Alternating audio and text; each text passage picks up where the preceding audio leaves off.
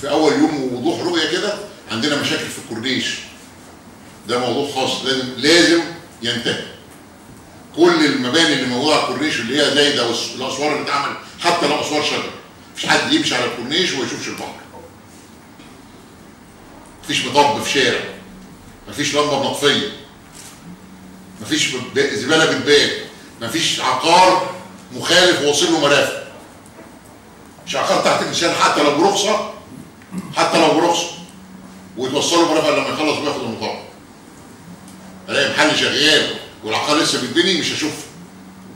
اقف هناك وصور واطلب النجم لحد ما تشيل وحول الناس النيابه بدل ما اقول كلكم. مفيش عقار مبني من غير جراج. مفيش عقار مبني من غير جراج.